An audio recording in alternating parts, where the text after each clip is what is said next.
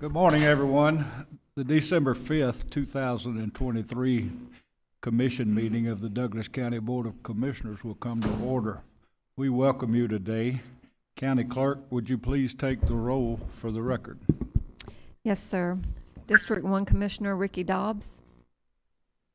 Present. District 3 Vice Chair Torinia Carthen. Present. District 4 Commissioner Mark Alcaraz. Present. Chairman Phil Miller. I am here. Commissioners, are there any changes that need to be made to the agenda? None. If none, the agenda stands approved as presented.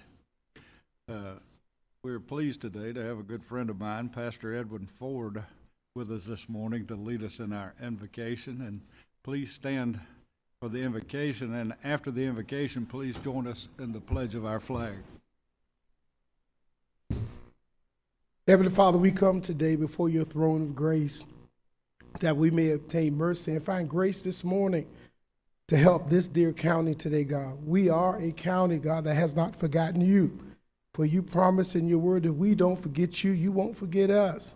Consequently, we are no longer foreigners to you, God, but we are fellow citizens with you in heaven. So as we come, God, as your citizens, not only of this county of Douglas, but citizens of your eternal grace, that you will rest upon the leadership of this county today, God. You said that we are to acknowledge leadership, those who rule over this place today, God, that it may go well with us today, God. So we lift up our chair of commissions, our vice chair, and to all of the commissioners and the staff that's upholding their hands today. God, we pray right now today, God, that you will cause a cohesiveness in our community. There'll be no division today, God, no strain or no strife. That your presence, God, we pray that you will command the blessing of the Lord on Douglas County. For where your blessing stands today, Lord Jesus, there will be no strife or strain. So, Father, we thank you today, God. We believe and receive by faith that your kingdom come and your will be done today in this meeting. In Jesus' name we pray, amen. Amen.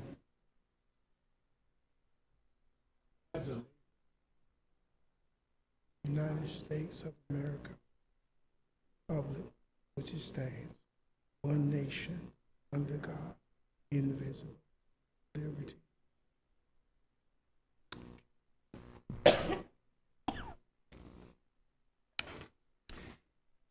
Thank you, Reverend Ford. Those are some great words for us all to live by and work by and work together by, I hope. As a reminder, each commissioner will have 3 minutes to make remarks with a 2-minute rebuttal. Clerk, do we have anyone sign up for public comment? Yes, sir. We had several individuals, but before I call you up, I will just remind everyone when you reach the podium to restate your name and address. Each speaker will have 3 minutes to address the board. Once your 3 minutes are up, I will ask you to wrap up your comments.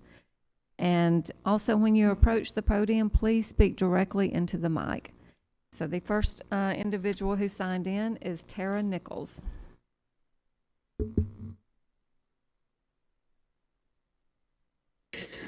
Good morning. Good morning. Good morning, commissioners. Good morning, chairman. My name is Tara Nichols, and I live at 3050 Autumn Woods Court. My mother-in-law, Susie Nichols, and I started the Nichols Center in 2013.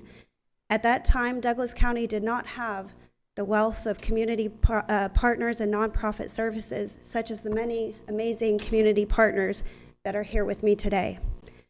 Susie had lost her youngest son to an accidental drug overdose, and substance abuse, depression, and grief had broken our family in unimaginable ways. We started the Nichols Center to support families that had experienced the devastation of substance abuse and mental illness. We started the center to help families in our community begin healing in hopes that we too might find healing. Over the last 10 years, Susie and I have struggled to keep serving the families in Douglas County, barely able to manage the overhead costs of our small wellness center. For years, we scraped by on individual donations and what little fundraising we could manage. We continued to find ways to serve, from the Homeless Coalition to the felony drug court programs, to the families that would send messages in the middle of the night to our social media pages, asking for assistance or needing support. Every year, our center managed on the faith that one day we would find the support we needed. I was asked today to come and speak in support of the benefits of that the CSB brings to our community. I would simply like to say that in 2022, the Nichols Center was at the end of our rope. After serving thousands of families over the years, we simply could not manage keeping our nonprofit. We had struggled with no great support from our county or community until the CSB gave us a chance and extended a contract to continue to serve the families of Douglas County. This was new life to our organization. I know that if it was not for the CSB, the Nichols Center would not be here today. Their faith in our community, in us as community partners, and their vision of a network of care for the community is unique and greatly needed in Douglas County. We are extremely grateful for their support, and we are grateful to continue to serve the citizens of Douglas County. Thank you. Thank you. Thank you. Next, we have Corey Thomas.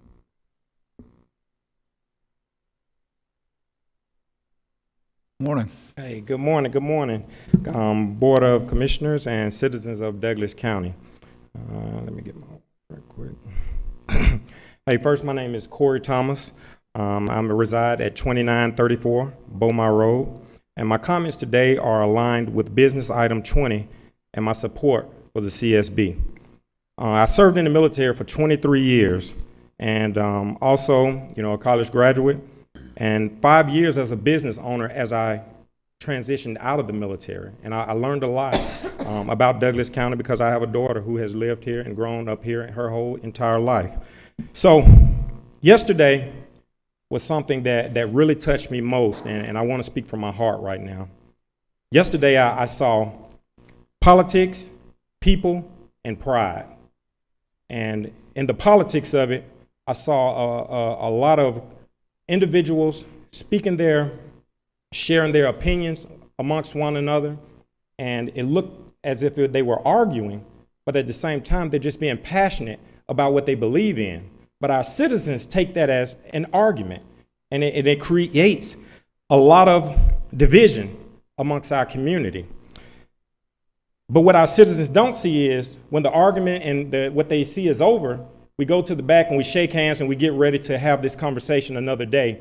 And our citizens are stuck in their feelings trying to figure out what's going on. Now I lean to the people. The people, Douglas County Community Services Board, I've been there about 6 months now.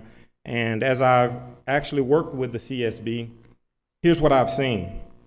You got developmental disability people running up and down the highway, and our employees there are trying to chase them down to save them from themselves. You have mental health patients just not knowing what direction that they're going in life and swinging and fighting our employees in the front office, trying to get their point across while our staff is just really trying to get them under control so that we can get them to see their purpose and what direction that they're going in life. Then we have our behavioral health. I didn't know that there was a difference between mental health and behavioral health. And now I'm noticing that we don't have a mental health crisis. We have a behavioral health crisis that's going on in our community and that we must address immediately. And then the job placement and all the community partners that I've met, that's just been amazing. And so I lead next to pride. On the pride side, I see the county trying to defend their side of where this funding needs to go. And I see the CSB trying to defend themselves and understanding how the funding is very, very valuable to them. And protecting the funding from the county, yes, it could affect our entire county. Yes, I understand your side of this. But at the same time, I'm looking at the CSB trying to protect their name, their image, and what they stand for. So I just ask that whatever vote that you make, please make it about our citizens. Because a lot of times I know you have already made your decision behind closed doors. But now that I ask that you just stand up and do the right thing and support the CSB. Y'all have an amazing day. Thank you, sir. Thank you. Our next speaker is Jocelyn Wallace.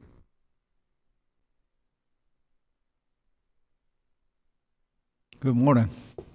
Good morning. Jocelyn Wallace, 8380 Grady Street. Thank you guys so much for the opportunity to address you guys today. I'm a lifelong resident of Douglas County. I come before you as a proud recipient of the 2021 Sam P. Roberts Community Service Award and the founder and executive director of the Never Alone Clubhouse Recovery Community Organization here in Douglas County. I also serve as the director of Douglas County's Behavioral Health Co-Responder Team. Today, I want to stress the crucial need to continue funding for the Douglas County CSB and all of the programs it supports. Our team is funded by the CSB and operates a 24/7, providing vital services to the residents here in our community. We offer on-scene de-escalation, linkage to services, and on-site peer support for behavioral health crises. Beyond immediate intervention, we are committed to providing sustained support for the individual and the families of those individuals for a minimum of 2 years. Any reduction in funding from the Douglas County CSB would have a direct and detrimental impact to our program. This impact wouldn't just be confined to our organization alone. It would resonate across other county departments and other county community organizations. Escalating cost and overextending resources. Consider our emergency rooms.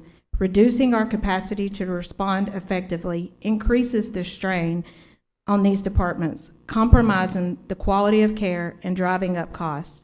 Moreover, inadequate support systems contribute to unnecessary incarcerations, further burdening our taxpayers. The CSB and its programs are not just reactive, they are proactive and highly effective in providing the support our community desperately needs. They are a linchpin that ensures our community stays healthy and secure. This cause is deeply personal to me due to my own personal experiences with behavioral health and substance use disorder. I understand the struggles of individuals and the families that they face. I've witnessed the transformative impact in the supportive systems. We can no longer turn a blind eye to the profound effect of behavioral health challenges in our community. I believe everyone in this room has been touched by these challenges personally and within their immediate families. In conclusion, I urge you to consider the real faces, the real lives, and the real stories behind these programs. Defunding the CSB jeopardizes the well-being of our neighbors, our friends, and our loved ones. Let us stand together to ensure the continued funding of the Douglas County CSB and the investment in the health and prosperity for our community. Thank you guys for your time and consideration. Thank you so much. Thank you. Our next speaker is Reggie Carter.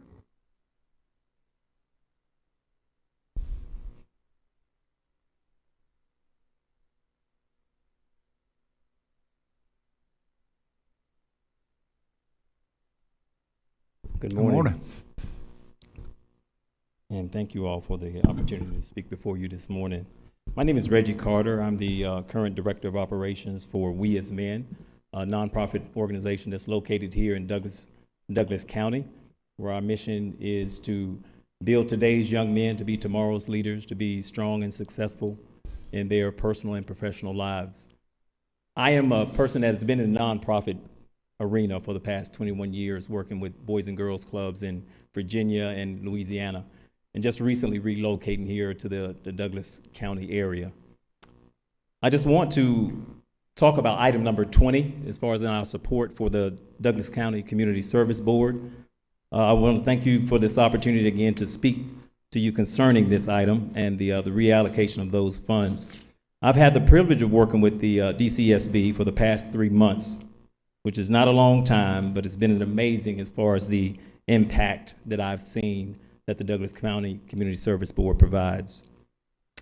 Working with Mr. Lightford and Mr. Thomas and their amazing team members has been a vital lifeline for an up-and-coming nonprofit as ourselves. The resources they provided has been instrumental in our success as we look to serve even more young men. They provided connections with us with other nonprofits in the community, their facilities themselves made them available to us, you know, really just opening their doors and just really connecting us with a lot of people in the community that can really help us do the service that we are here to provide for our young people. The resources, working in nonprofits for the past, like I said, 21 years, I've experienced the community service boards in 7 different cities in Virginia and 5 in Louisiana. And I must say that Douglas County has shown great support and vision to help our nonprofits provide valuable services to the young men in Douglas County. They have great facilities and leadership, and they have great vision to work with the disadvantaged and the underserved. I'm reminded that where your treasure is, where your heart will be also. And I just encourage you all as a commission today to make sure that you are providing those treasures to such a great treasure as the Community Service Board and the work that they do. Again, it's very vital for the success of any community, but here in Douglas County, it is very instrumental. So I just encourage you all to make sure that you are doing the right thing and making sure those funds stay allocated to the Community Service Board so that we can continue to provide not just to nonprofits as we as men, but just the community as a whole for those that are struggling with all different types of issues, mental health, intellectual disabilities, just so many resources that they provide. And again, I've been blown away just by seeing the work that they do and working with so many community service boards across, you know, like I said, in Virginia and Louisiana. They are really at the cutting edge, and they're really leading by example. And I'm really blown away just by the work that they're doing and their intentionality as far as touching everyone in their communities. I've seen it where so many are just really laid back in their responses, but they are really at the forefront, and they're doing great work. So encourage you all again, just make sure you keep that treasure where it needs to be. Thank you so much for your time. Thank you, sir. Thank you. Our next speaker is Sakina Huffman. I hope I pronounced that right.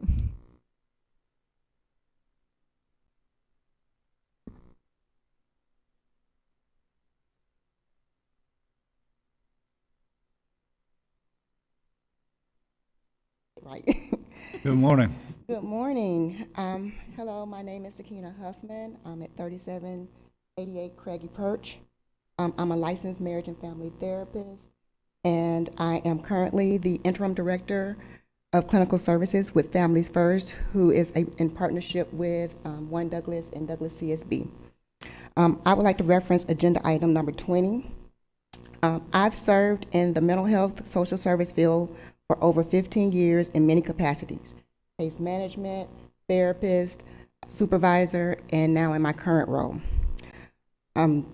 The CSB is instrumental in serving our veterans, homeless individuals, as well as the individuals who are indigent and lack health care, which that's a whole nother soapbox that I'm not going to go on. For the mentioned, the CSB is often their only choice for mental health, and the only choice they have to get additional services and at least some way to know how to deal with their mental health. When funds are reduced for a resource as important as this, it is going to have a ripple effect for those in crisis as well as for those in the community as a whole. For example, a lack of access to psychotherapy and medication management, to name a couple, can be the difference between thriving as a community and failing. Living here in Douglasville, I've lived several places, but living here in Douglasville is one of the best I've had, in knowing that I'm in a safe community because of places like the CSB is important to me. As we work to stomp out the stigma of mental health, I ask that you not only say that mental health matters, but you prove it. Working with inpatient as well as outpatient mental health services, I can say that when we tell individuals to take care of themselves and be vigilant with their mental health, as a community, how can we say that and not give them the resources to do so? So I encourage you, as you vote on this item, to think about the community and what would happen if we did not have a CSB. Thank you so much. Thank you. Our next speaker, Karen Campbell.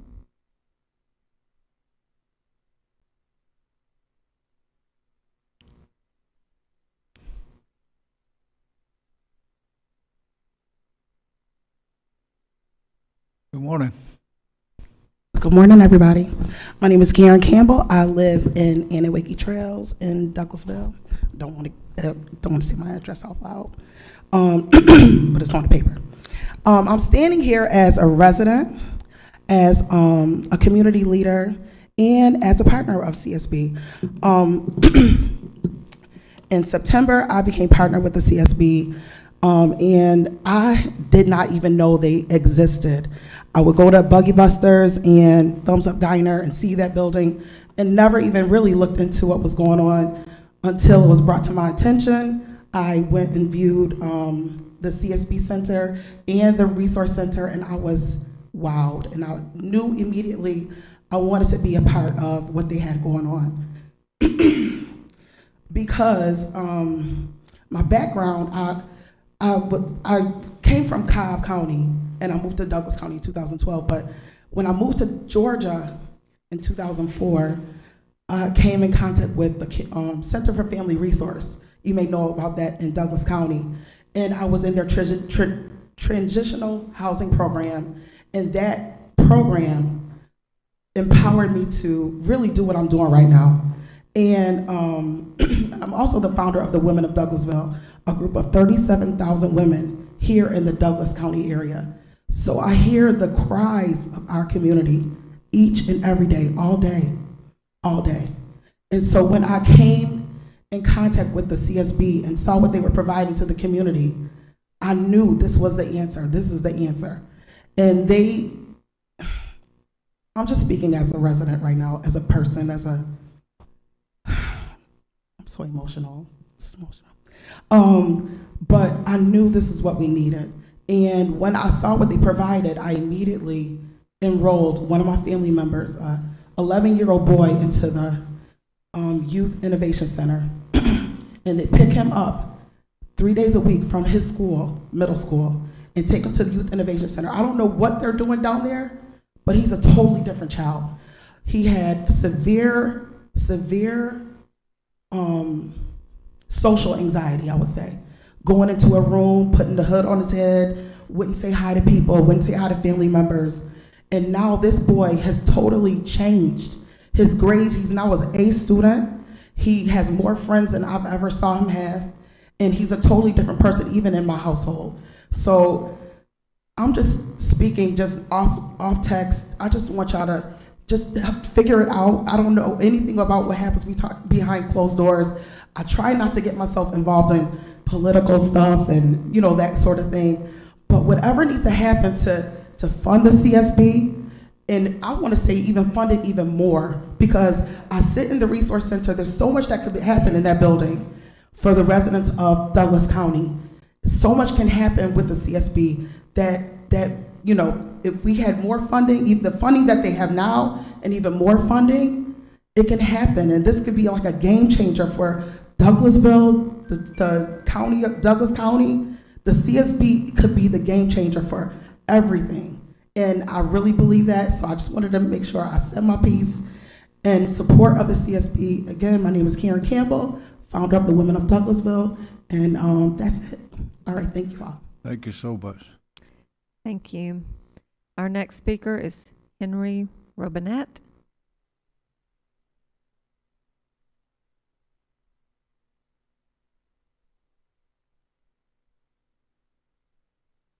Morning. Good morning, honorable commissioners. My name is Henry Robinette, and I live on Lake Monroe Road. I'm here today to talk about Lake Monroe Road. On the eastern side, where it connects to Fairburn Road, is a hazardous intersection. Visibility to the left can be blocked by vehicles parked in the drive in the front of the store on the left. On the right side, signs block the view until you almost move into the intersection to turn right to the turnaround.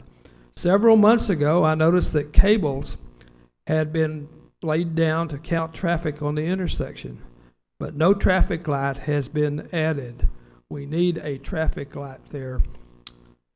I live on the west end of the road, about 200 yards. Since construction began on the Lionsgate Film Studio, I have seen dump trucks on the road. Pavement on the road is breaking up. In front of my neighbor's house, there is a sinkhole in the pavement that has been worked on twice, but it is starting to sag again. I live on the west end of the road, about 200 yards east of the intersection with Pope Road, near the top of the hill. Going eastward from my house, the road goes downhill and crosses over a creek before going uphill on the other side. The road is not straight, but it is curvy. Traffic on the road is so heavy that I cannot walk to the end of my driveway to my mailbox without one or more vehicles passing. In 2020, I had to widen my concrete driveway because backing onto the road is just too hazardous. Earlier this year, a car ran off the road and smashed into my neighbor's fence. This was just the latest car to run off the road because it was speeding. Over the years, at least a dozen, maybe more, cars have run off the road. I'm on my third mailbox now. On the night of October 1st, 1996, a teenage man lost control going westbound.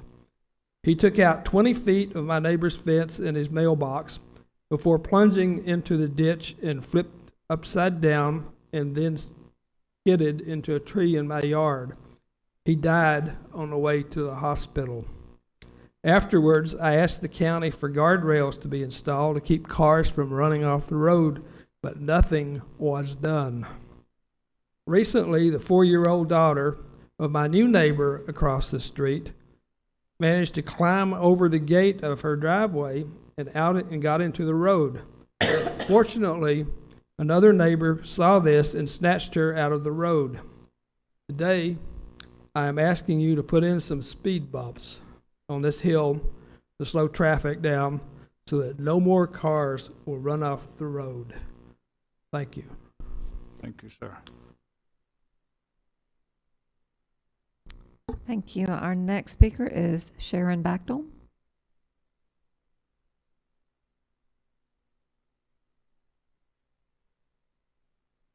Good morning. Good morning. Sharon Bachtel, 6331 South Skyline Drive, and thank you for allowing me to speak. I would like to talk about agenda items 6 and 20. I have been watching the BOC meetings for several years now. I probably watched more than most of the commissioners sitting up there today. I would like to speak about the tax commissioner. First, I would just like to say that Chairman Miller had nothing to do with the 2023 budget. So to blame him for expenses or lack of expenses is totally ridiculous. That budget was put in place by Democrat commissioners in December of 2022, and why wasn't this taken care of then? I will also say that this is the first time in all of the years that I have been watching the BOC that an elected official has hired an attorney to squeeze more money out of the board. This is not the first time that the tax commissioner has come before the board to ask for more money. Last year, a few loud words were exchanged between him and Commissioner Robinson. I think Chairman Miller asked a very good question yesterday. What is being planned for that extra $200,000 left in his 2023 budget? It is surprising that a tax commissioner would come before this board unprepared to answer that question. If Commissioner Robinson had been here, he would have asked, where is the data? The citizens would also like to know the answer to that question. I remember when he had extra funds in his budget and gave out bonuses while other county employees received nothing and were furloughed. What is even more surprising is that the tax commissioner is not familiar with his own line item budget and insinuated that finance would not show it to him. I believe any citizen can go to the finance department and look at the books. I requested a line item budget from Open Records and received it in 3 days. Yesterday, it sounded like the tax commissioner was threatening to not pursue collections if he didn't get his money. I would like to point out that the previous tax commissioners did not hire someone to do the collections. They did their own collecting. It is my understanding that 96% of the taxpayers pay their taxes without collections. Eventually, everyone pays or they lose their property. When the tax commissioner came into office, his budget in 2017 was $1,405,009. His proposed budget for 2024 is $2,858,297.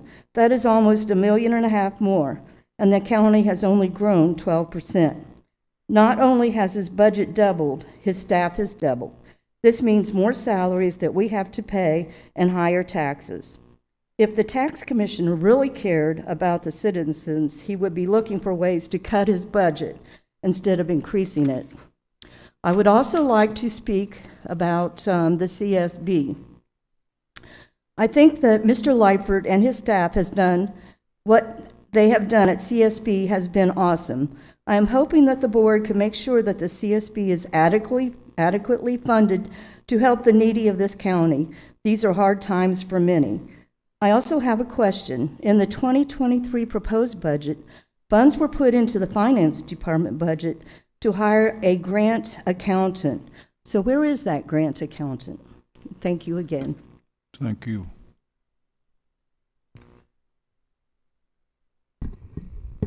Thank you. Our next speaker, Angel White.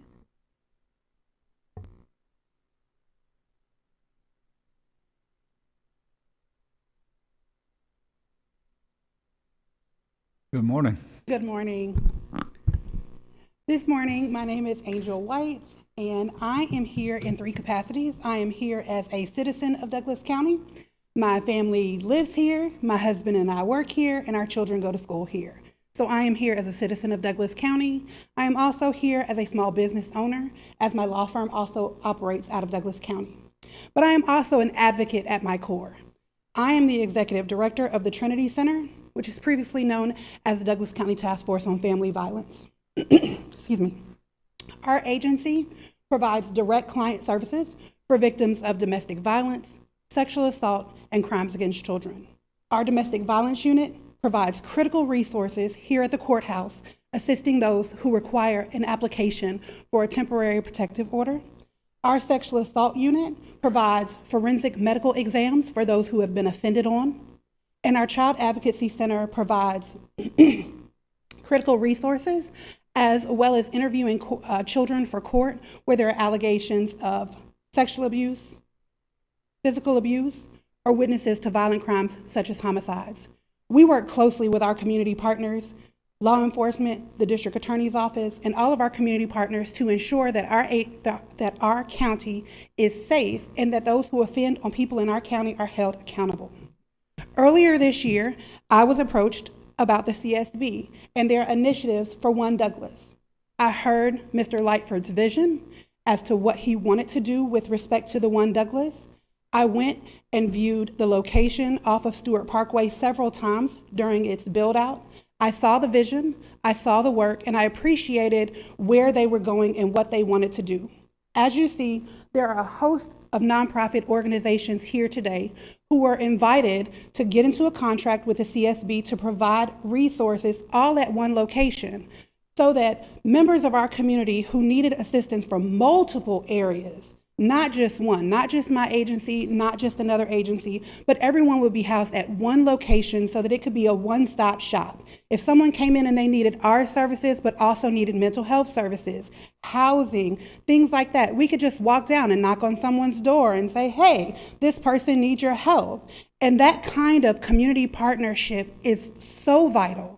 Our nonprofit organization also receives ARPA funds, so I am familiar with the stringent reporting requirements that they need in order to sustain funding. I believe that between the commissioners and the CSB and their staff, some way in there, whatever deficiencies that was had, between the commissioners and the CSB, we should be able to work together to figure this thing out without pulling funding. I think that there is a way to press forward. We just have to be committed to pushing in that direction. Thank you so much for your time, and I appreciate it, and I am in full support of the CSB and their endeavors. Thank you so much for your time. Thank you, dear. Thank you. Our next speaker is Ann Mathis.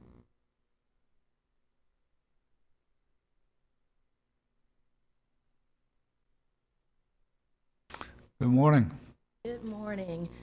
I am Ann Mathis, co-founder of Family Bridge Visitation and Community Services Center. Our small nonprofit has for the past decade served children and families who are involved in the dependency court process. That means children and families have been separated. And historically here in Douglas County, we've had one faith-based community visitation center. Family Bridge was able, with the support of the Juvenile Court and the Department of Family and Children Services, to begin offering our services for our community citizens. We were invited, along with several other community-serving agencies, to partner with the CSB and the One Douglas Family Resource Center to provide our services, again, under one umbrella, one location, where these families who have been disconnected because of abuse and neglect can come together, reconnect, and strengthen their family bond. I think all of us would agree that families are so critical to ensuring that Douglas County has a thriving community. And with the support and the facility offered by the CSB, we are able to service those children and families, not only through visitation, but also through other services like child sexual abuse prevention training, making sure that our children are protected, and Douglas County will be the safest place to raise children. In addition to that, we offer services that strengthen families, knowing again that it is critical that families are empowered to reach their full potential and contribute to the success of Douglas County. I stand here to support the efforts of the CSB, and quite frankly, Family Bridge wouldn't be able to provide this valuable service if it were not for the One Douglas Community Family Resource Center. So I ask commissioners that you please consider the critical nature of the funding needed so that this organization can do the important work that our children, families, and individuals in Douglas County so need. Thank you so much for hearing me, and you all have a great day. Thank you, ma'am. Thank you. Our next speaker, Joy Bates.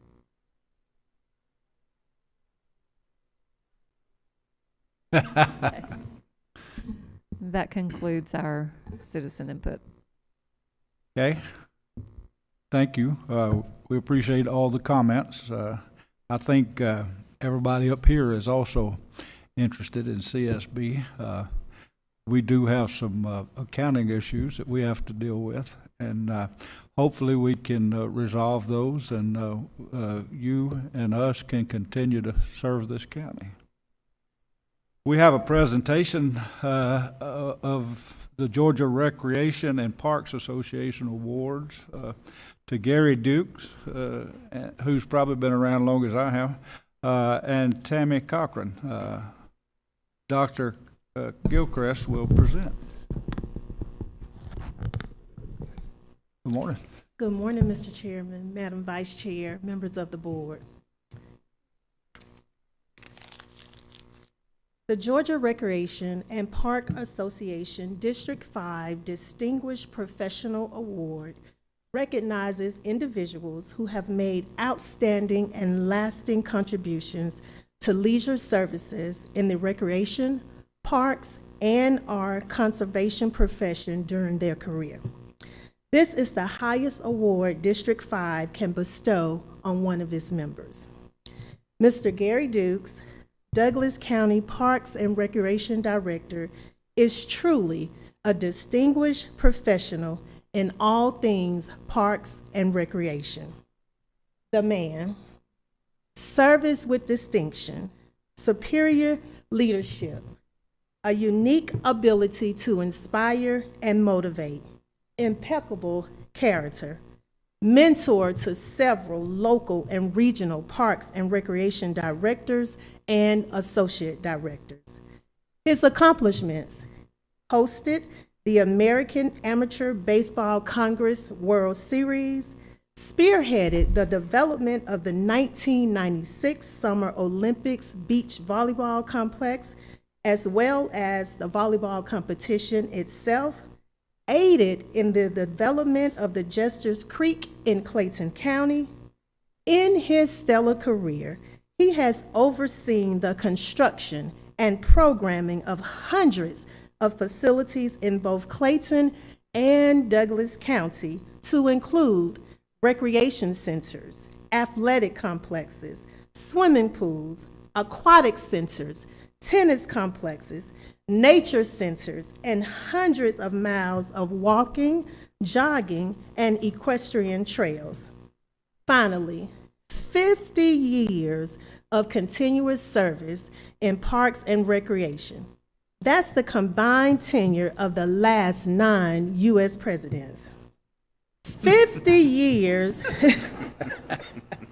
50 years of dedicated service to improving the quality of life for countless numbers of Georgia's older adults, youth, and citizens with unique abilities. To make it plain and clear, he's been doing this since the birth of hip hop. 50 years of unparalleled commitment as a public servant. To put it all in perspective, that's as long as Walt Disney World has been open. Director Dukes, today, the Douglas County Board of Commissioners, staff, and citizens stand in agreement with GRPA and acknowledge you as a distinguished professional in the area of parks and recreation. We salute you, we applaud you, and we appreciate your lifetime of service. Thank you.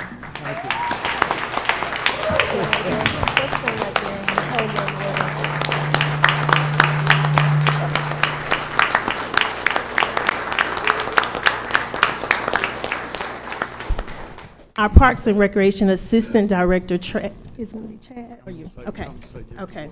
Director Dukes has something to say. Wow.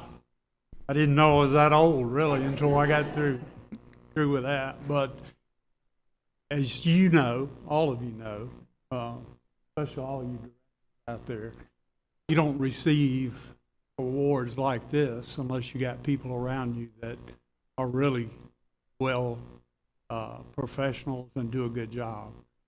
First, I'd like to thank the board for their support. We couldn't do anything in the Recreation Department without that support.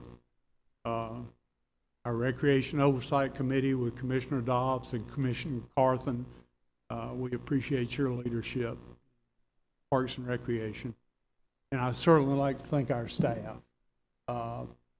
Would y'all please stand up? We have a few of them here, the staff of the Parks and Recreation.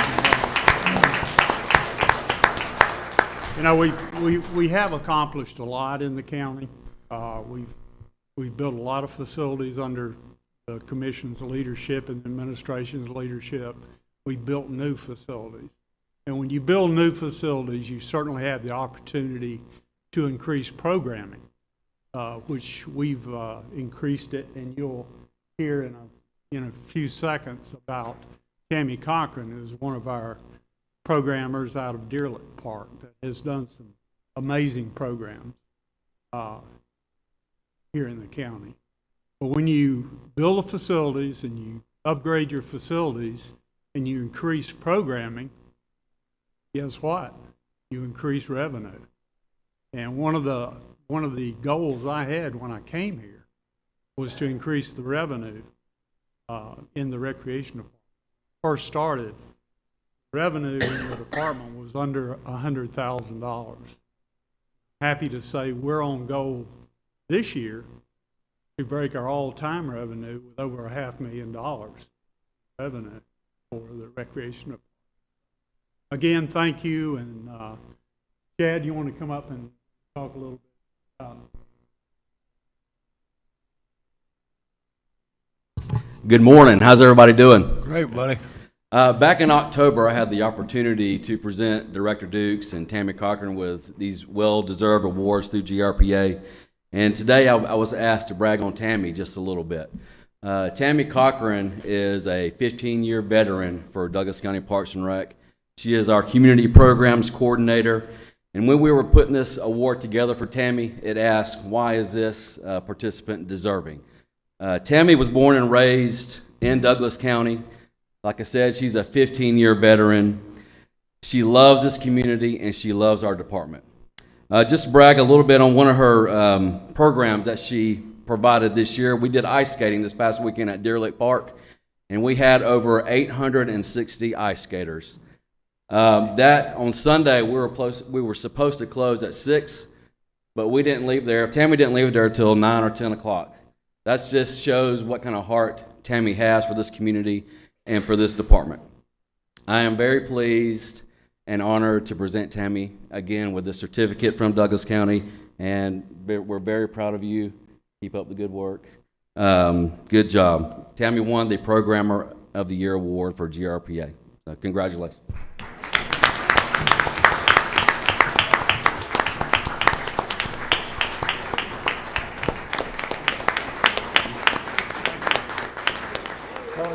Hey, Gary.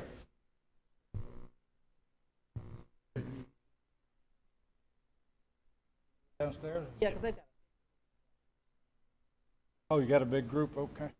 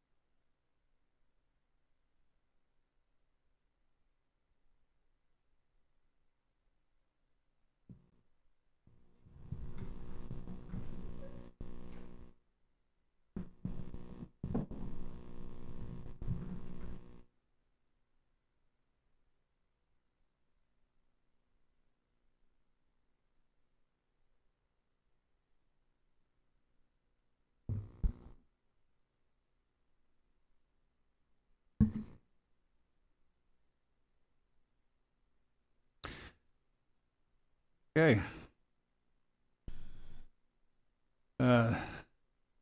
Next on our agenda is the approval of the minutes. You have the minutes of the commission meeting for November the 14th, 2023. The work session minutes of November the 13th, 2023, and the executive session minutes of November the 13th, 2003. Are there any corrections, additions, or deletions that need to be made? Being none, the minutes stand as approved, as presented. We will now begin with our agenda items. County Clerk, can you please begin with our business items?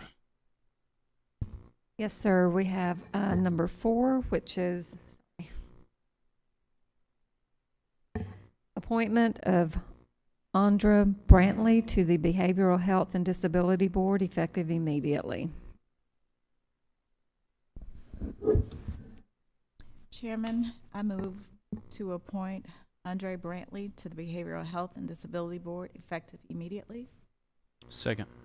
We have a motion and a second. Any discussion? All in favor? We'll need to do a hand vote. We're having internet connection All in problems. favor? Raise your right hand. All opposed? Motion carries. 4-0. My right hand is raised. Thank you. Number 5 is appointment of Gwen Summers Redwine and reappointments of Beth Johnson and William Michael Brantley to the Tourism and History Board, effective December 31st, 2023. Do we have a motion? Chairman, I make a motion to appoint Gwen Summers Redwine and the reappointment of Beth Johnson and William Michael Brantley to the Tourism and History Board, effective immediately. I second that. We have a motion and a second. Any discussion? All in favor, raise your right hand. All opposed, same. Motion carries. Okay. Next. Next, we have our business item, number 6, authorization to amend the tax commissioner's budget in the amount of $53,000 from fund balance for employee position adjustments. We have a motion. Chairman, I move to authorize to amend the tax commissioner budget in the amount of $53,000 from fund balance for employee position adjustments. Have a second. Second. We have a motion and a second. Are we voting, raising our hand again? Well, yes, for now. Okay. All in favor of, raise your right hand. All opposed, same. We need to hear from Commissioner Dobbs. My right hand is raised also. Thank you. Thank you, Commissioner. Motion carries. Next. Next, we have a resolution adopting the 2024 budget.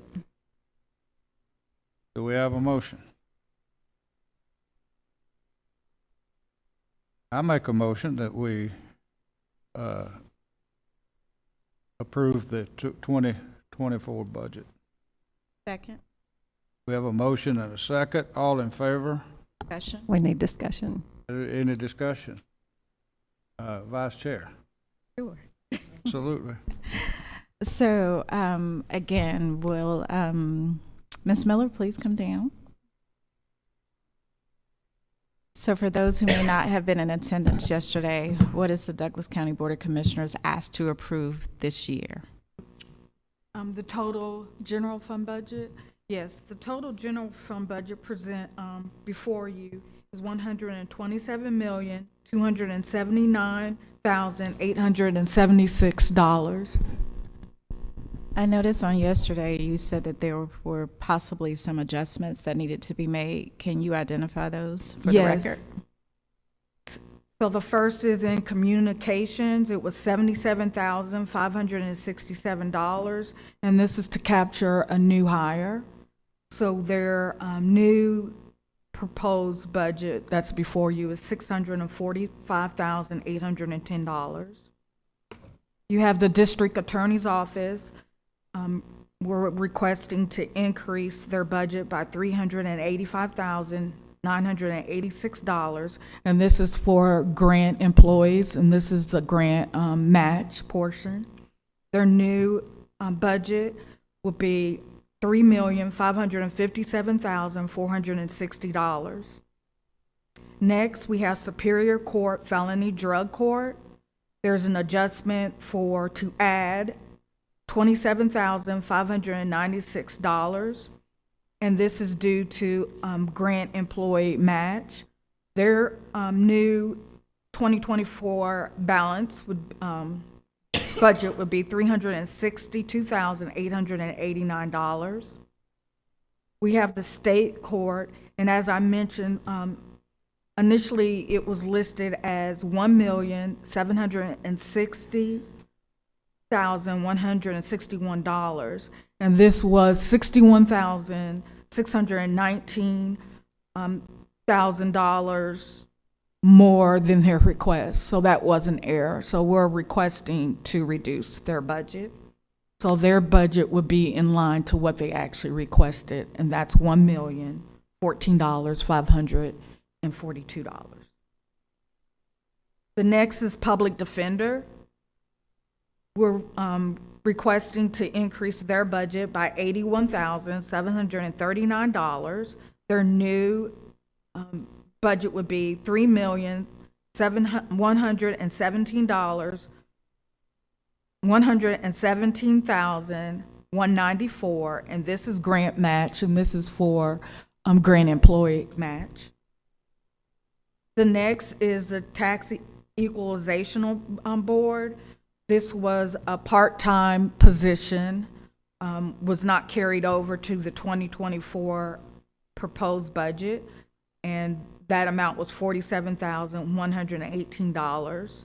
So their new budget would be $148,598. Then we have the community service board.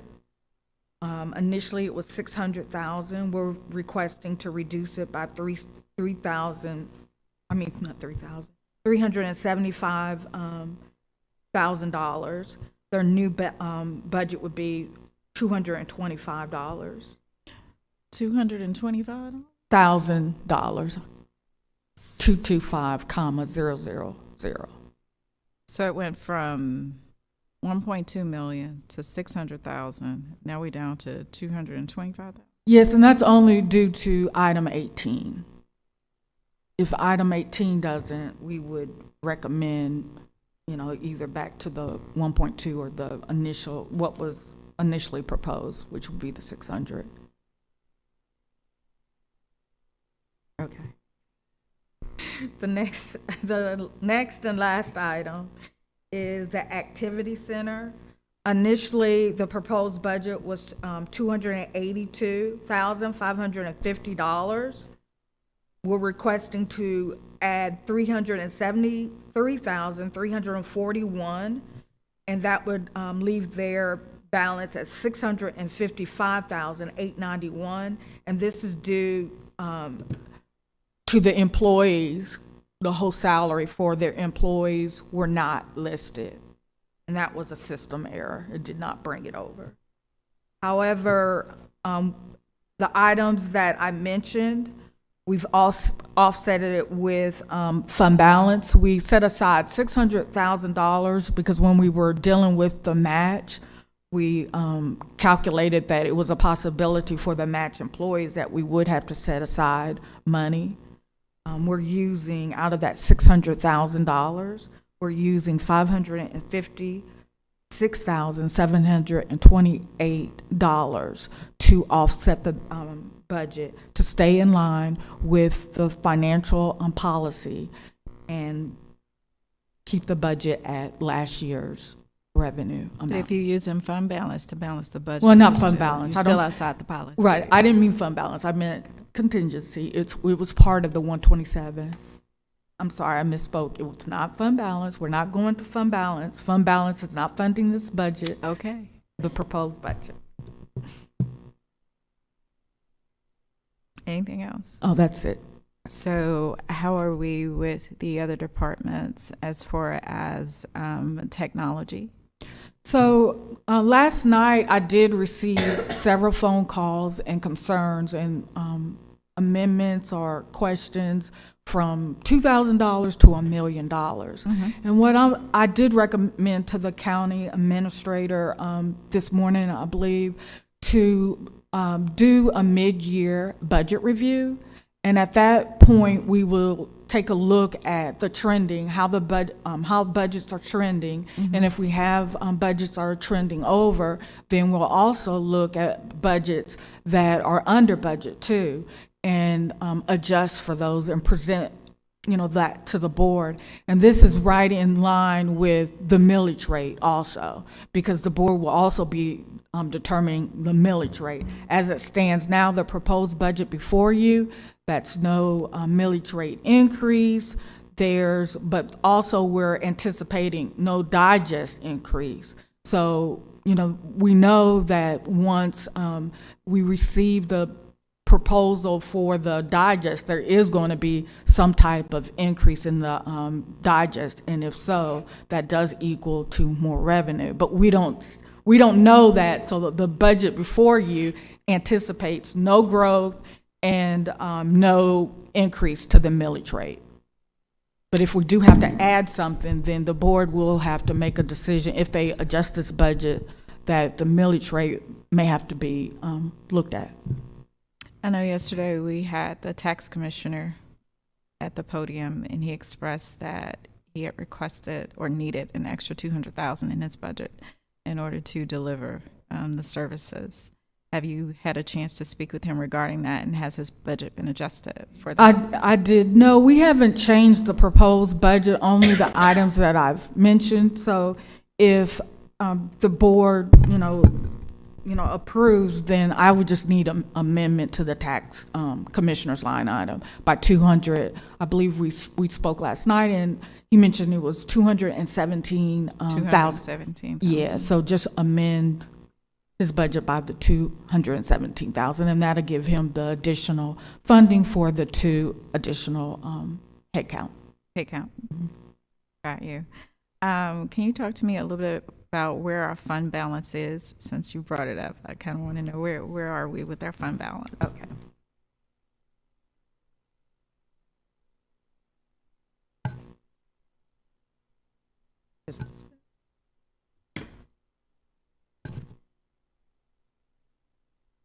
And since we didn't raise our revenue, meaning we rolled back our millage rate, would our fund balance policy still stay in effect to take the 15%, or would it roll back to the 10%? Yeah, your fund balance policy will still be in effect. So the rollback wouldn't affect the policy at all? So even though we collecting less money, we're still going to put 15% of that into fund balance? With the policy. Okay. Okay. So where are we staying with the fund balance? All right. So we're anticipating ending 2023 with 53 million. However, the set aside for capital, which is the 30%, so it'll be 10.2 million. So if you minus 53 million, minus the 10 million, then your unrestricted fund balance would be 42 million. And that is 35% of this proposed budget. And it covers about 4 months worth of operating capital. That is correct. Okay, so at 4 months, then we know we're going to have to take a 10. We cannot float the county on 4 months worth of revenue or payments that we have. Okay, so we talk to me a little bit about where's our contingency? What's in our contingency fund? Well, so what's in the contingency towards the end of this, we haven't finished this year, but October, when the board approved the raises, at that time we could not allocate the raises and the salaries, so that amount is reserved and sitting in contingency. And then it's the 600,000 minus the 556 that's unrestricted. That's where the chairman and I we agreed that we really didn't want to go there, but we were outvoted on that particular issue. So it is what it is. Again, Chairman, I make a motion that we amend the budget by $217,000 for the tax commissioner's budget. We're already into our contingency fund policy. We already done hit it. And also that the Board of Commissioners considers in April the other items that you got calls on last night or yesterday. Okay. Regarding those items in those departments. I also would request that you and the county administrator please speak with the directors of the departments before you cut their budgets. Sometimes it only takes a conversation, right? They may not be using it. Like I talked to my technology director. He's like, yeah, but there are things that are coming up within the next few months that we are going to have those line items to cover, right? So they may not be used in 2023, but they're encumbered in that number. So cutting those departments' budgets may serve as a hardship, where then they have to come back before the Board of Commissioners, and it's looking like they're overspending when that's not the case. And Tax Commissioner Baker, hold on one second. So there's a motion on the floor to amend the budget by $217,000. Chairman Miller. We have a motion. Do we have a second?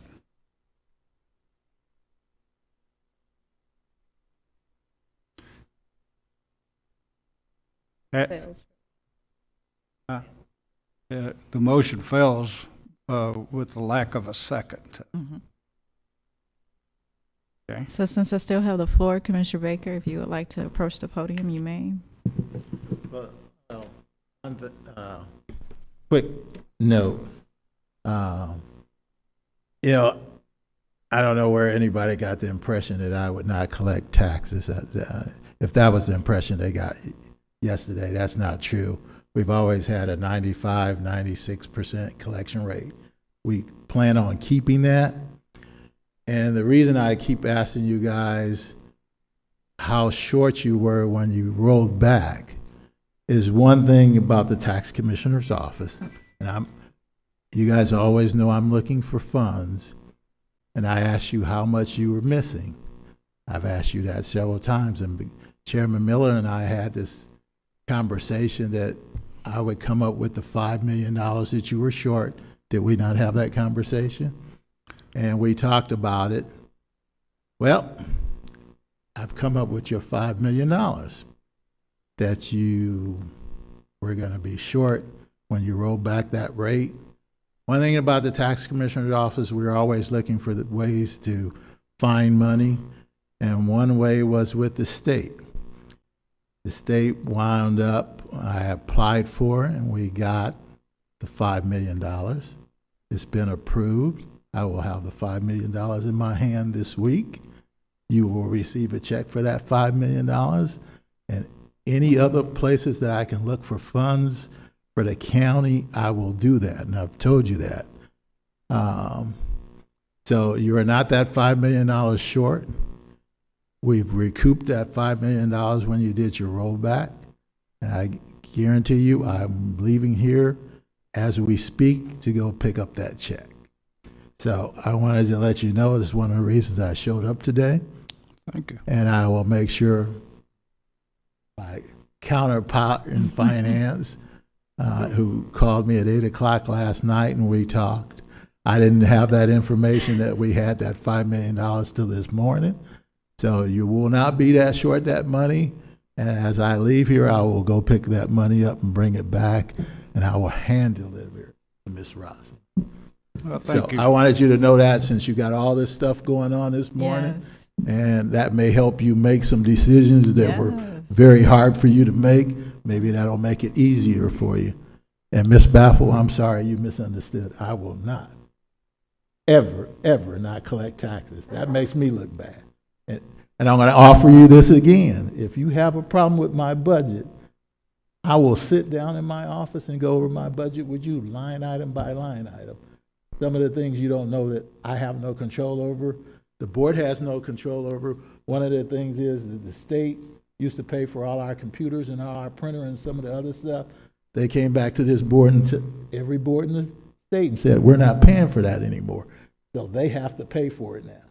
So you need to know that stuff, and it's not your fault that you don't know it, but I suggest you come to my office and I'll go over it line item by line. Thank you, Commissioner Baker. Okay, so Thank you, you sir. guys, All and right.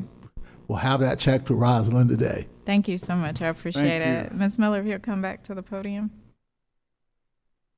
Okay, so that $5 million that Commissioner Baker just talked about, I know you don't have it in hand, yeah, but where will that $5 million go? Yeah, first, I have to, Yeah, I'm not sure if we've already accounted for it, because if it's part of the digest, I don't know where the money to, yeah, I don't know where the money, I would have to see where the money's coming from. Did we account for it or what? I'm not used to 5 million. Yeah, I don't.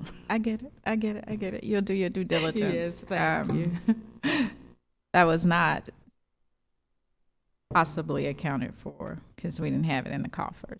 So, but nevertheless, I'll do your job. I'll stay in my lane. So now at this point, we have still the 217,000 that I didn't get a second on, but also CSB, right? I stand with my citizens, right?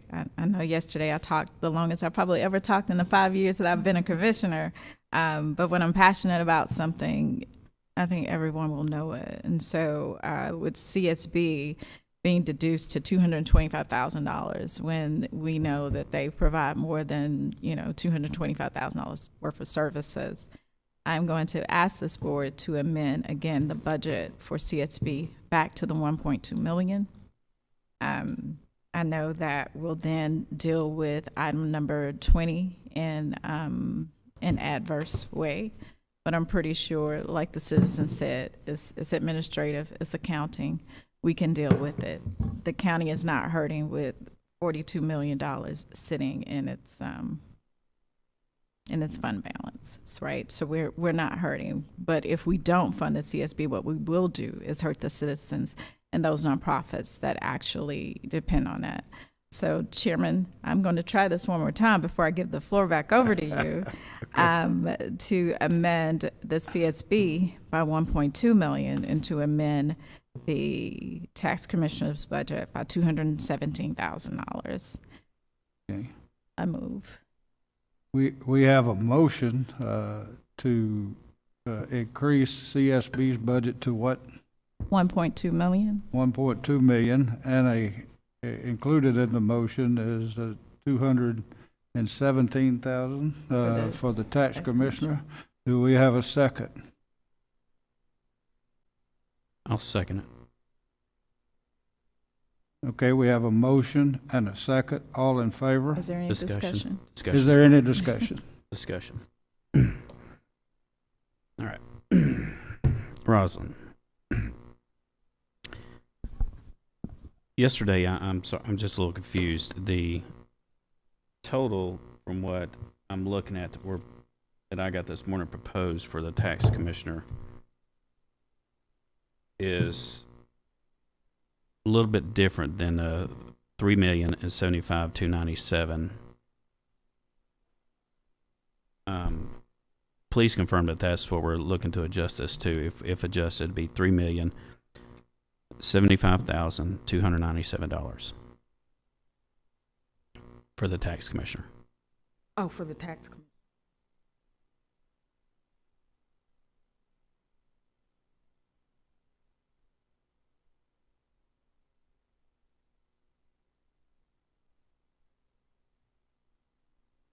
It would be $3,075,297. So 3,075,297. If the tax commissioner's budget is amended by 217,000. Okay. And I got there from 2.8 initially plus the 217. Okay. Now, going back to CSB, as we discussed yesterday, the amendment to line item number 20, which was spoken earlier about it saying 18, but it's line item number 20, taking out of his budget the $890,781, putting it back into ARPA, and bringing it back out of general fund so it would make the reporting easier or less stressful or different things that they have to do. Right. For the state or for federal. I would like to state, though, if we do award him back to 1.2 million, there is still reporting that I would like to implement twice a year, or even maybe once a quarter, to see where these funds go to. And I'm not saying they're doing anything wrong with these funds, but just as we give to anyone else, as I stated yesterday, I want reporting, detailed reporting, back to finance, our county administrator, and to be copied to the Board of Commissioners so that we can see this ourselves. And I will ask that to be put in the minute with this motion. I accept your friendly amendment to the motion. Okay. Any other discussion? I have a question. Yes, sir. Well, question and comment. The question is, I guess for Ms. Rosalind and the county administrator.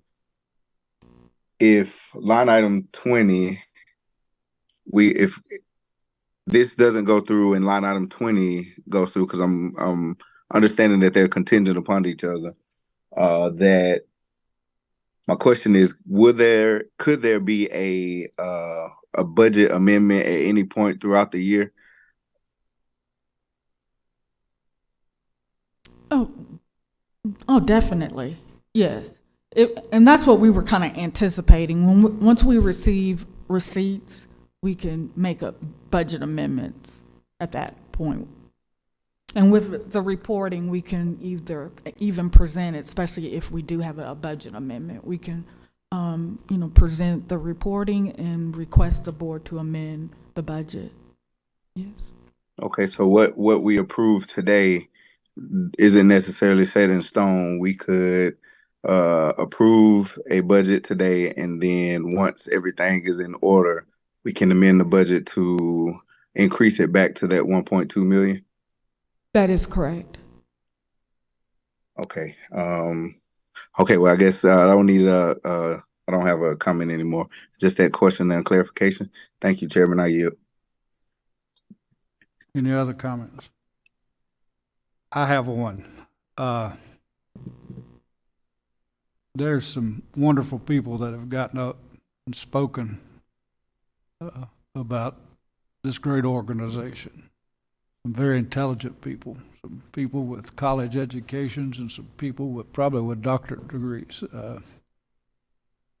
We are not trying to hurt you in any way. We are the budget system for this entire county.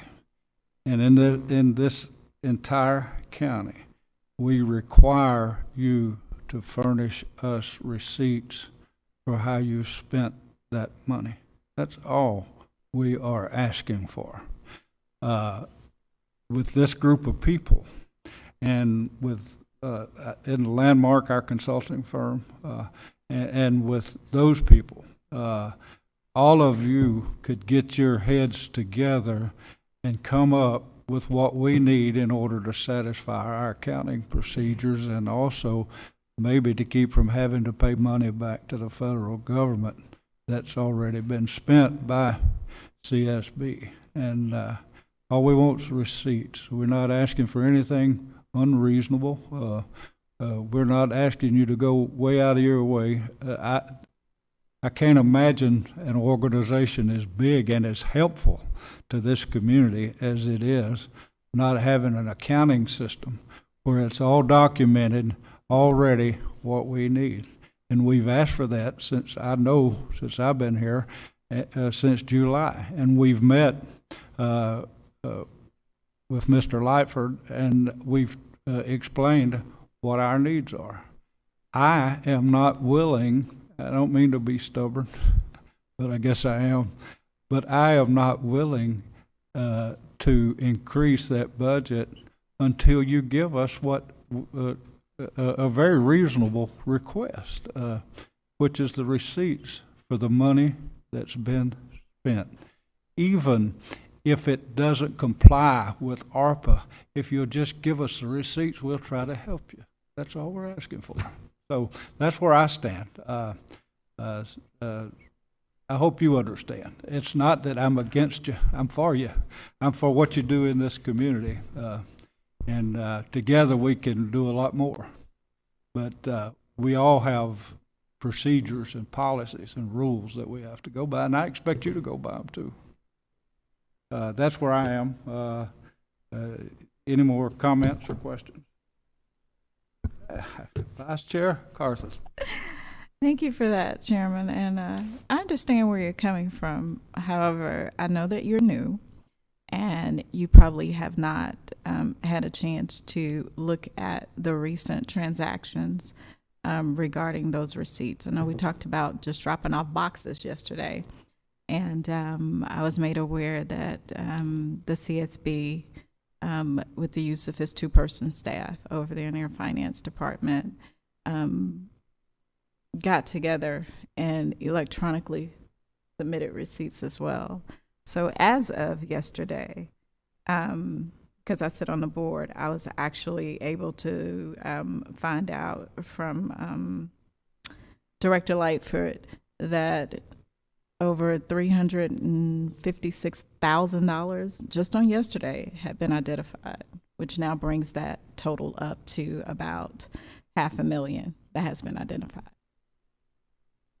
No. With the receipts. This was given not by you. No, Oh, okay. I'm aware of the Oh, okay. 300, but it Okay. hasn't been verified. They I get still it. have questions. They have, make sure that I they- have questions too because you and nobody sitting up here has verified to me, the commissioner, where they are being found fault at. If you still find the receipts and Landmark is still saying, I'm willing to work with you, and they're finding the receipts and they are submitting them, then to me, this board should not be dinging them for anything. Because again, Chairman, when you ding them, you ding your own neighbors, you ding your own citizens. And to me, right, if you want receipts for everything, then, did the sheriff's department have to provide receipts for everything? Did the DA have to provide receipts for everything? Did the HR department have to provide receipts for everything? I can go down the list about providing receipts and where we're getting dinged in audits from 2020, 2021, and we ain't even finished 2022. Right? So there are findings to be found even on our internal staff, but what we don't do is we don't ding them. What we don't do is we don't hold back funding. What we don't do is we don't punish them, which in turn punishes the citizens. So I get what you're saying, but as a finance decision, the county is sitting on over $42 million. And to say that you can't work with the Community Services Board because they owe you receipts, which they're giving and they're being identified and verified. I don't get the point. I don't get it.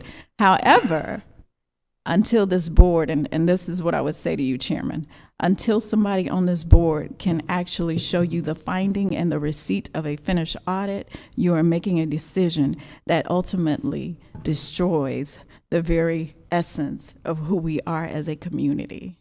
You have no receipts. You have no evidence of them not providing the service. None. I don't think. I know nobody has presented it to me. Maybe they've presented it to you, or maybe they've presented it to Commissioner Alcaraz, or maybe they presented it to Commissioner Dobbs. But nobody, not a one of you, has showed me the findings or the faults of that particular line item. Not a one. I'm just going on your word. Not to say that you would be lying to me, but who's to say that you're not making a mistake? And so you're asking me to ding them, right, by taking money from them on your word that they don't have the receipts. When I know that they are a state agency who also received ARPA money, who also finished their 2022 audit with no findings, yet we as a county has not finished our audit. And you're saying that them who has an audit that passed federal and state, well, now they're going to have a finding. Just hard for me to believe, but I want to, at least give you the benefit of the doubt and say, okay, if you find that that is the case, then ongoing, let's discuss it. But for now, since there has been nothing provided to this board regarding them, I don't understand why we are taking $600,000 from them, $900,000 from them, really, and only giving them $225,000. Utterly ridiculous, based on an assumption. May I speak? You can. Okay, well, Commissioner, I see it as the proposal is asking, item 20 is asking to relieve that restriction. So to me, what we're proposing is actually giving them the extra money. It's giving them $2.2 million. That's a shell game. And let me tell you why it's a shell game. To put that $980,000 or $880,000, right, and you're going to say, okay, well, we're going to put that back into ARPA. That's not putting it into the hands of CSB. That's actually helping our books. That's not helping their books. You are saying that you are relieving them, right, because we've already given it to them. No, you're not. You're not relieving them, because as soon as they keep finding these receipts and as soon as that keeps adding up and tallying up, guess what? It makes us whole, but it doesn't make them whole going forward as they provide services. You can't go to the gas station and say, hey, I have a $25 credit, but I don't have the credit with me. Can you allow me to get the $25 gas and then I'll bring you the credit back? You can't do that. That's the same thing with them, right? They have employees, they have citizens, they have people that they service. So you can't sit up here and say, operate off of $225,000 until we find the receipts. Oh, but by the way, the county's sitting on $42 million. Make it make sense. It doesn't make sense, right? It's an accounting error, just an accounting error. We will fix it. They are already fixing it. Landmark is helping them to fix it. I'm assuming that your office will assist in that as well. I'm assuming that the county administrator will assist in that as well. We make them whole. We don't make them suffer. We don't do that. We are one Douglas, not a divided Douglas. And as long as I'm on this board, I'm going to always advocate for that. With that, Chairman, I yield. Anyone else? Chairman, Commissioner Alcaraz.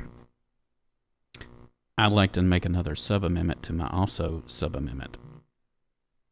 This is paid out on a quarterly basis with reporting, as per reporting. If we don't get the proper reporting, then the funding stops.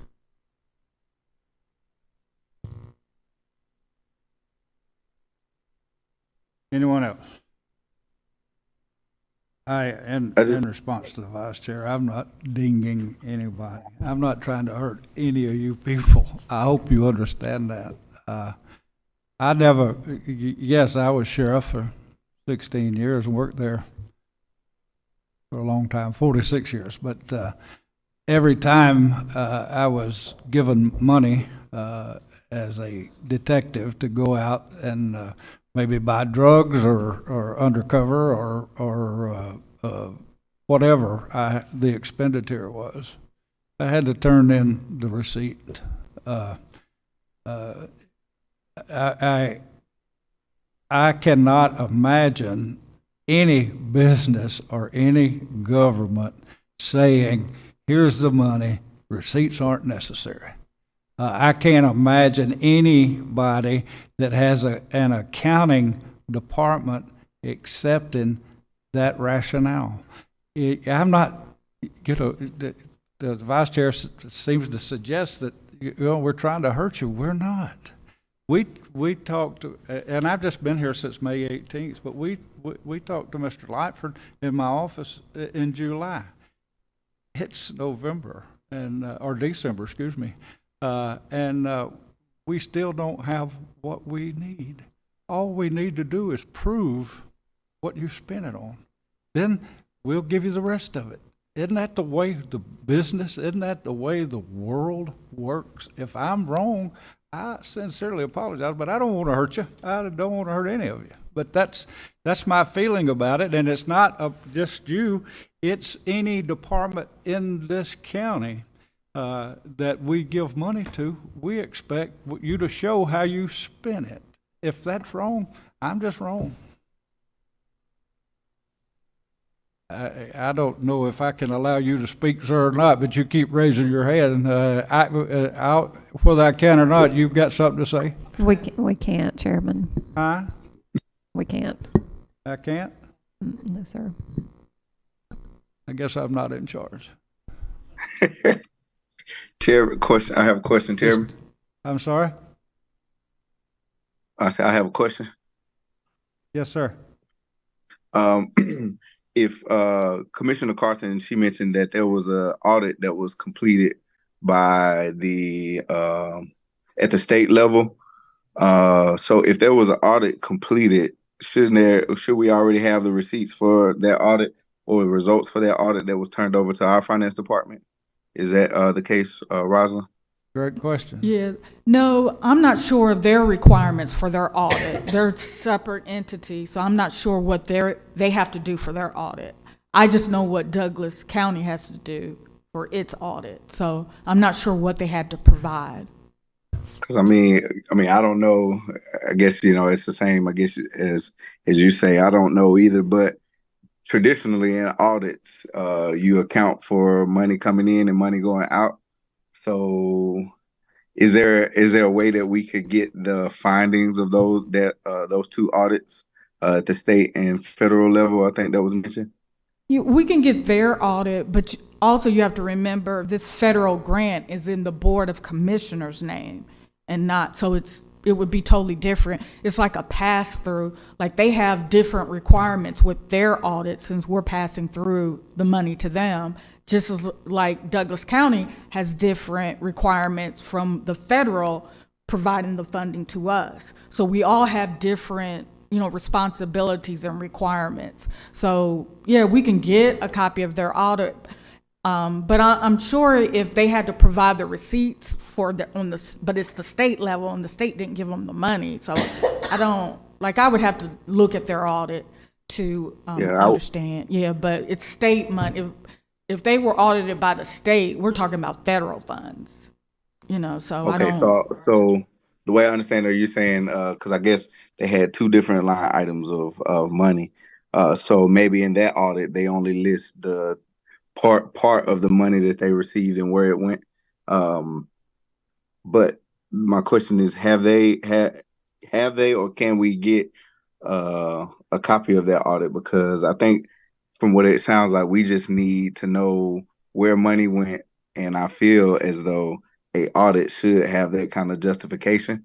So if we could receive that, that would be a step in the right direction. And then also, just as a comment that I wasn't gonna make, but I will say now is just it's unfortunate when we're in situations like this to where the community and constituents come to suffer for administration errors on who's ever fault, who's ever is in charge. But we have to have that kind of accountability in order for business to run properly and to be good stewards of the money that we receive. And I think, a fair thing of that is to have that justification of where money is going. Because even me as a constituent and as a veteran myself, and if I use those services, I still would want to get those services. But if I'm paying taxes and my tax money is going towards those services, I want to make sure that it's being used in the right way. So that onus and accountability is bestowed upon those who are running it at the CSB to make sure that they're doing their part to where they don't have any hiccups and things could just run smoothly. But going forward too, as the county administrator and the finance director has stated, if we have those things, it's no problem because I wouldn't want to cut, and I want to make sure everything is in order and be able to continue as planned for the constituents and all the services that they provide. But we also have to have that accountability because then we lose that integrity of becoming stewards of the taxpayers' dollars. And, it leads to too many assumptions that could be made as far as a misappropriation of funds if you have that question. So with that, I yield, but the question if you could answer Ms. Rosalind, is still have you received or can you receive a copy of that audit to see if we can have some kind of direction going forward as far as where money went? Yes, I do have that noted, Commissioner, and I will provide that. Thank you. I yield, Chairman. Thank you. Anyone else? Chairman, Call the question. Go ahead. I just want to make sure for the record that Vice Chair accepts or does not accept my last amendment.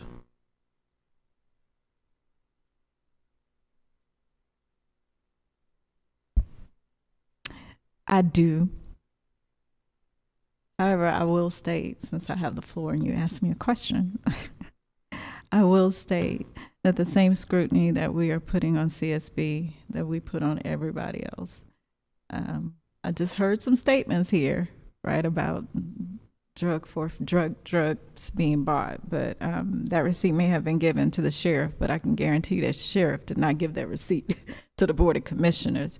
So there is some, there's some issues here for lack of transparency. As a matter of fact, I don't even have a full budget in front of me. I have seen the budget, but I have not seen the budget in its entirety with the changes that she just noted. Don't have it right here in front of me. Everything should be attached. So if I don't have it, that means Commissioner Dobbs don't have it. That means that Commissioner Alcaraz doesn't have it either, right? So again, we are assuming and going by what you guys tell us, but that should be that should have been attached to this commission agenda item request, and it is not. So I just wanted to state that for the record, but I accept your friendly amendment.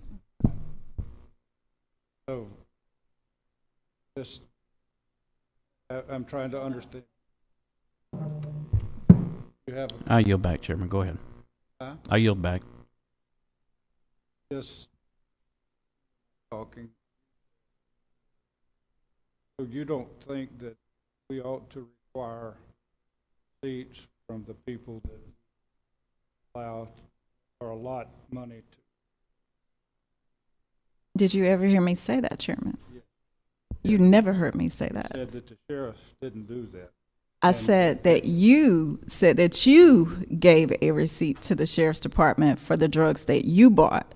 I said I can almost guarantee you that that sheriff did not give that receipt that you gave him to the Board of Commissioners. Would have if you'd asked for it.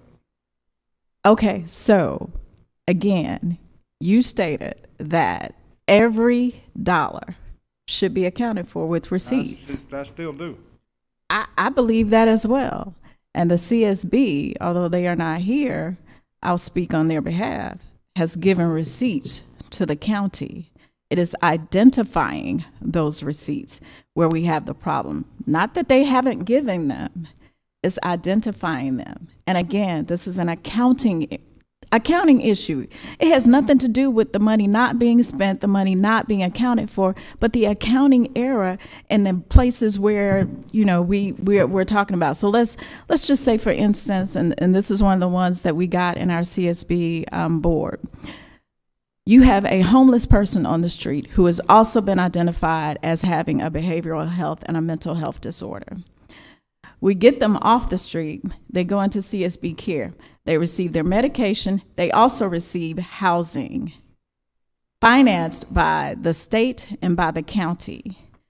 A homeless person does not have a ID probably, nor do they have a job where they can go and they can get that housing. Who do you think puts that housing up for them? Who do you think has the housing application? It's not the homeless person, because if they had a job or if they had the mental capacity to do so, they wouldn't be homeless. So there are certain criteria that CSB has to follow in order for them to provide the services. That receipt is in the name of CSB. They are the ones, yes. I'm telling you, again, I have had this conversation with our county administrator. Those receipts, right, have to be identified as to the purpose and where they go, and that is taking some time, because it's not that the receipts are not there, and it's not that they didn't spend it in the county, and it's not that you are not trying to hurt them, because what you're trying to do is hurt the very people who came here and spoke to us this morning, because you keep saying that the receipts aren't there. But I ask you again, who has given you that? Tell me, show me some documentation, county chairman, where you have gotten a report that says that the CSB owes the county this amount of money. The report on item number 20 says the county wants to put back, or is it item number? It's number 20. It is number 20. $890,781. Can you show me a report or an audit, sheriff, that says that CSB owes us $890,781? Can you give that to me? No. Okay. But we're going to ding them because somebody told you that they owe it to us. I rest. Dinging and asking for receipts is two different things. Gave the receipt identifying county issue. So why not address that as opposed to ding them? Again, address that. Don't ding them. Address that. And I'm pretty sure with all of the staff that we have and the two people that they have, between all of them plus Landmark helping them to identify, we will get there. Okay. Can I know what the motion now is, since we've amended it twice? Way to do it. Okay, bear with me.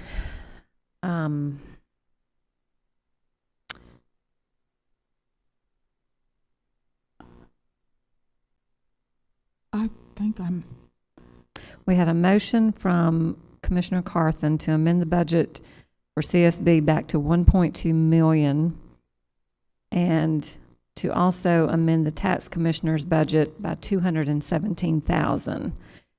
Commissioner Alcaraz seconded that with a amendment to that. Let me find it here.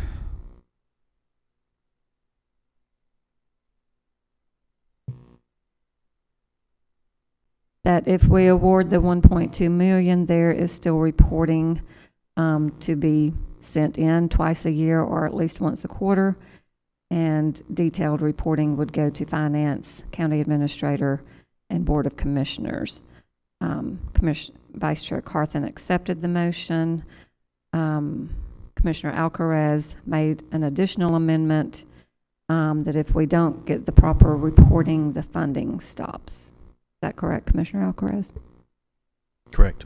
Yep.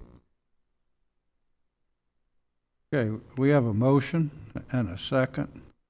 Are we voting electronically or raising our hand? We're raising our hands, and we've already got the motion and the second for the amendment. All in favor, please raise your hand. A question.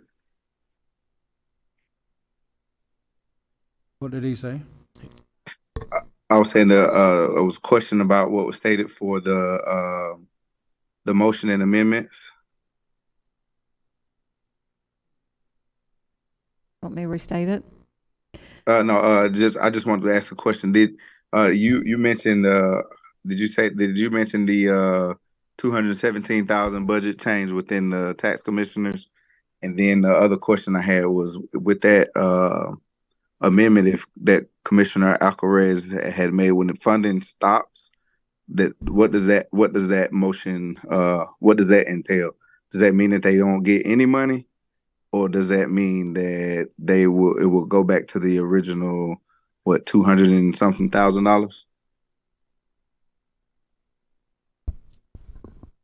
Commissioner Dobbs, we're in the middle of a motion, so you either have to vote yes or no, and then you can get your question answered by the county administrator afterwards. Sorry. We're in the middle of a motion. Okay. I thought I had the opportunity to ask that question because she was explaining the motions. No, the chairman already called the question. Okay. So Okay, now well, proceed then. we need a raise of hands. Okay. All in favor, raise your hand.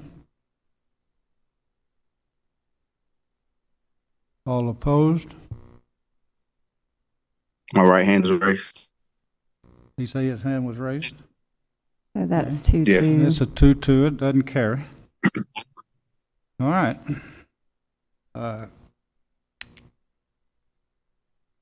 Could you read the consent agenda, please? No, we need to get another motion on the budget. Aye. We'll need to get another motion on the Okay. budget.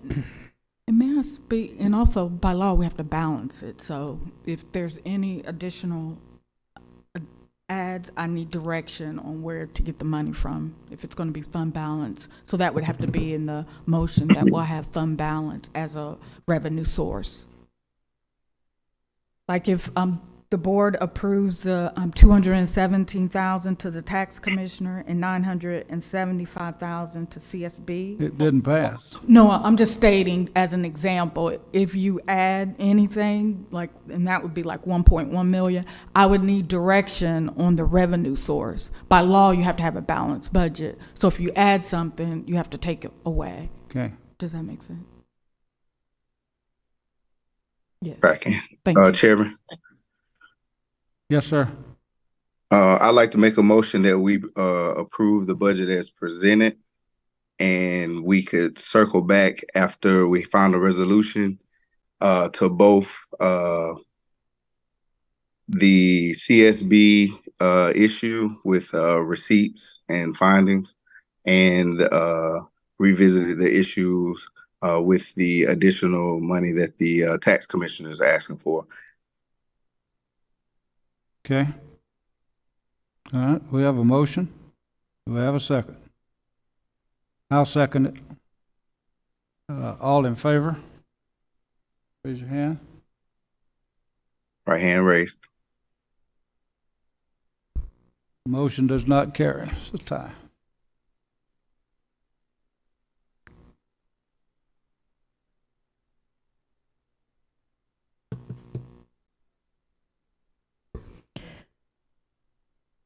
We'll need to take another motion or either table, right? Okay. I would make a motion that we pass the 2024 budget as proposed. No stipulation. Do I have a second? Okay. Second. Does not pass. I guess we may need a motion to table it until the next meeting. Chairman, Yes, sir. I'd like to make a motion to amend the budget to add an additional $217,000 to the tax commissioner's office, and to amend the CSB to $600,000, and for them to give us quarterly reports the first and second quarter. At that time, we will look at additional funding or amending the budget for the to provide them with the full 1.2 million. We have a motion. Do we have a second? Okay. Motion fails without a second. Do we have a motion to table the budget until the next meeting?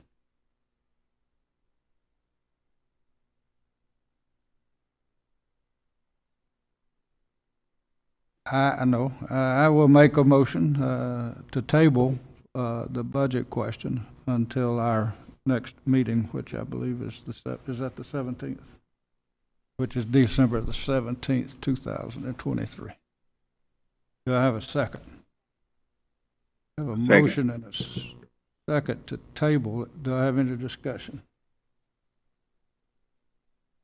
All in favor of tabling the motion, raise your hand. Hand is raised.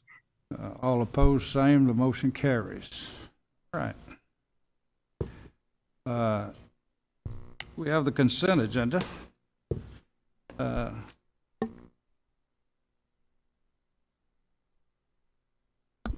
Chairman, can I just mention that the next meeting is December 18th, not the 17th? Sorry? The next meeting is December 18th, not Okay. the 17th. My apologies, the 18th. Okay, clerk, we have the consent agenda? Yes, we will just need to take a motion on approving the consent Okay. agenda. You have the consent agenda before you. Do you have a motion to approve the consent agenda? Do we have a motion? So moved. We can. We have a motion. Do we have a second? Second. We have a motion and a second. All in favor? Raise your hand. All opposed? Right Motion hand raised. carries 3-1. Did Commissioner Dobbs vote? I voted to approve the consent agenda. Thank you. Okay, motion carries. We have a few announcements this morning. Yvette Jones, our Chief Communication, I'm sorry.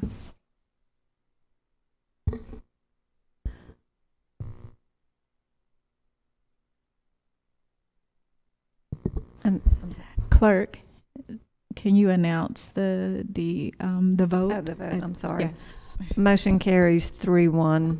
Commissioner Carthen Okay, opposed. thank you.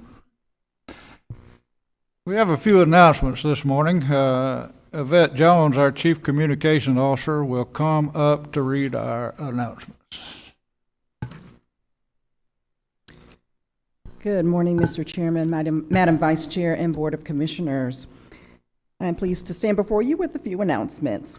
Please join District 1 Commissioner Ricky Dobbs for his upcoming community chat with special guests, Solicitor General Sonia Compton, Douglas County Sheriff Tim Pounds, Transportation Director Suleiman Rana, and Planning and Zoning Manager Allison Duncan. That's coming up on Saturday, December 16th from 11 a.m. until 1 p.m. right here in Citizens Hall at the Douglas County Courthouse. Volunteer Douglas and the Douglas County Youth Commission are joining forces for Douglas County's annual Give Drive to support those facing food insecurity. Decorated boxes can be found at the following locations: the Lithia Springs Library, Douglas County Library, Dog River Library, the Community Services Board, and the Douglas County Courthouse. Donations will be accepted now through December 16th. Non-perishable items such as hygiene products, diapers, baby formula, baby food, dry goods, and canned goods are needed. For more information, contact External Affairs at douglascountyga.gov. And happening now, the annual Christmas concerts at the courthouse, featuring students from Douglas County schools. The concerts are scheduled every weekday through December 14th, intermittently between the hours of 10 a.m. and 12 p.m. The concerts will take place in the first floor atrium of the courthouse, located right here, 8700 Hospital Drive in Douglasville. For more information, contact Wendy Caudle at kcaudle@douglascountyga.gov. And you are cordially invited to the annual lighting of the Christmas tree. That's going to take place in the front of the courthouse on Thursday, December 7th at 6 p.m. There will be music, dancing, poetry, sweet treats, and a visit from a very special guest. For more information, contact Wendy Caudle at kcaudle@douglascountyga.gov. And join us for the courthouse debut of the County Carolers, our senior citizen a cappella group. They will perform a selection of Christmas carols on December 20th at 11 a.m. in the first floor atrium. For more information, contact Felicia Turner from our constituent services team at fturner@douglascountyga.gov. And the countdown is on for Probate Judge Christina J. Peterson's Winter Wonderland Weddings. The complimentary group ceremony will be followed by a reception right here at the courthouse in Citizens Hall. All participants must be residents of Douglas County. To register, please email swallace@douglascountyga.gov. This event will be held on 12/12 at 12 p.m. right here in Citizens Hall, and the ceremony is open to the public. And the probate office will be open on select Saturdays to serve the public, upcoming in 2024. Those Saturdays are April 6th, 2024, August 3rd, 2024, and December 7th, 2024, from 9 a.m. until 3 p.m. for all of your probate services needs. And that completes our announcements for today. I yield back to you, Mr. Chairman. Thank you, dear. Is there any other business to come before the Board of Commissioners?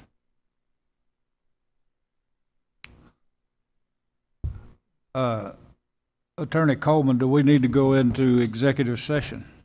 No, Mr. Chairman, we do not need it. Okay. This meeting is recessed until 6 p.m. tonight for the joint Planning and Zoning and Board of Commissioners meeting. Thank you so much for attending.